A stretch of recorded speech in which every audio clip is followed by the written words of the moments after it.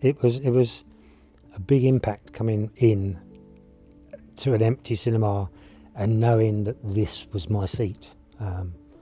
Exactly, and when I had to come and sit here, and I can picture the stage, I can picture you doing the talk, the people coming up on the screen for all of us that were here, your wife singing, and just all of those moments came flooding back, and yeah, like I say, quite emotional and much more impactful than I thought, just walking into a room. Sitting there today brings back so many memories. Just walking in here, I felt the hairs on my arms stick up, the goosebumps are there. Very nostalgic, a little bit inspiring actually. There's a lot of energy coming here with the memories. The last time I was here was getting ready for that starting point at the marathon, so very, very bizarre.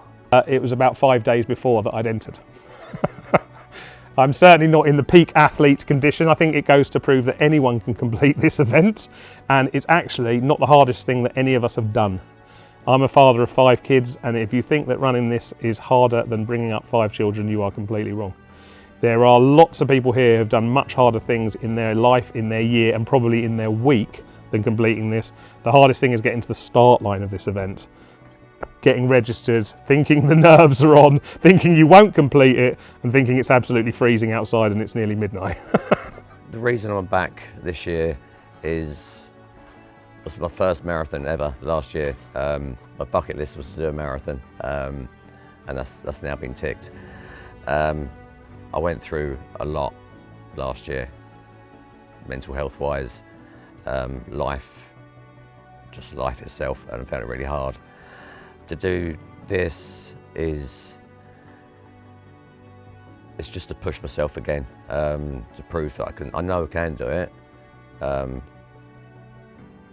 I know it's going to be really hard to do it, but it's just something unique about this one. It's just different. Seeing you on the finish line and those last, I think I was walking up to the last sort of hundreds and saw you there, and I just thought, yeah, I need to finish this on the trot.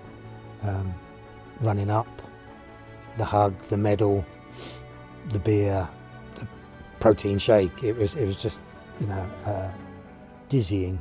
And then seeing other people finishing and the applause and it was just so far away from starting in the dark and the quiet to finishing in the sunlight and the smiles of everyone around. It's kind of a very uplifting experience. There's 2 reasons to get on the start line of an event like this, Phil. I would say to everyone who is thinking about it, do it. But of course, everyone who does events says that. What's different about this event is, 1, it's good to do an event, but I can tell you about other events that it's good to do. What's good to do about this event is to put yourself with like-minded people, like-minded heroes, dare I say it.